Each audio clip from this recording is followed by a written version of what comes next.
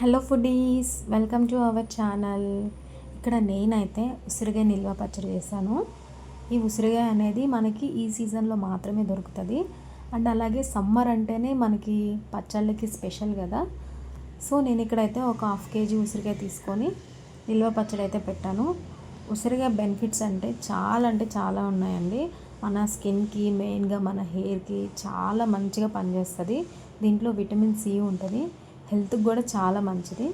So ఇక్కడ నేనైతే ఒక 1/2 kg ఉసిరికాయ తీసుకొని అవి నీట్గా కడిగేసి తడి లేకుండా తుడిచేసి పెట్టుకోవాలి. తడి ఉంటే కనుక మనకి పచ్చడి అనేది త్వరగా పాడవుతుంది. సో నీట్గా తడి లేకుండా తుడుచుకోవాలి. తర్వాత ఒక ప్యాన్ తీసుకొని ఒక ప్యాన్లోకి 1.5 టేబుల్ స్పూన్ ఆవాలు, 1 టేబుల్ స్పూన్ మెంతులు, ఇవి లో ఫ్లేమ్లో కలర్ చేంజ్ అయ్యేంత వరకు ఫ్రై చేసుకోవాలి.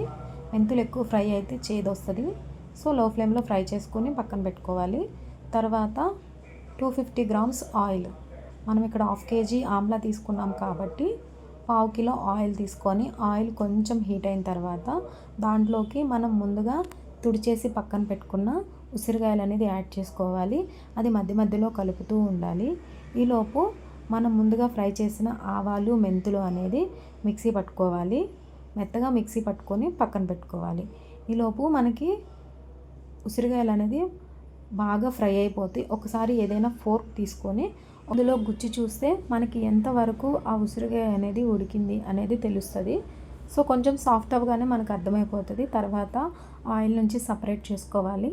తర్వాత అదే ఆయిల్లో పోపు పెట్టుకోవాలి. ఆ ఆయిల్లోకి 1 టేబుల్ స్పూన్ ఆవాలు, 1 టేబుల్ స్పూన్ జీరా వేసుకోవాలి. తర్వాత 4-5 ఎండుమిర్చి, తర్వాత ఒక 10 వెల్లుల్లి రెబ్బలు, తొక్కు తీసేసిన వెల్లుల్లి రెబ్బలు యాడ్ చేసుకోవాలి. తర్వాత కొంచెం కరివేపాకు, అలాగే చిటికెడు పసుపు, ఇవన్నీ కూడా యాడ్ చేసుకొని పోపు అనేది ఫ్రై చేసుకోవాలి. పోపు ఫ్రై అయిన తర్వాత స్టవ్ ఆఫ్ చేసుకొని వేడి చల్లారబెట్టుకోవాలి.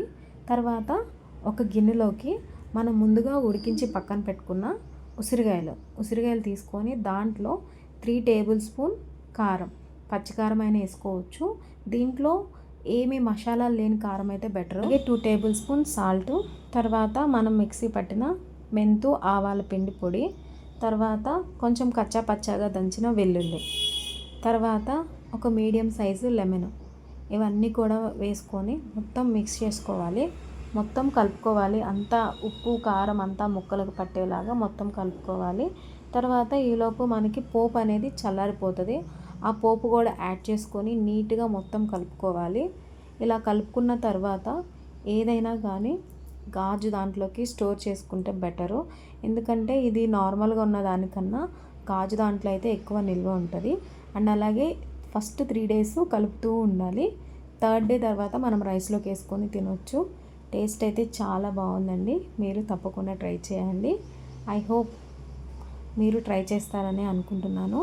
ఎందుకంటే ఇది చాలా రేర్గా ఉండేది కదా, మనకి అన్ని సీజన్స్లో దొరకదు కాబట్టి హెల్త్కి కూడా చాలా మంచిది. తప్పకుండా ట్రై చేయండి.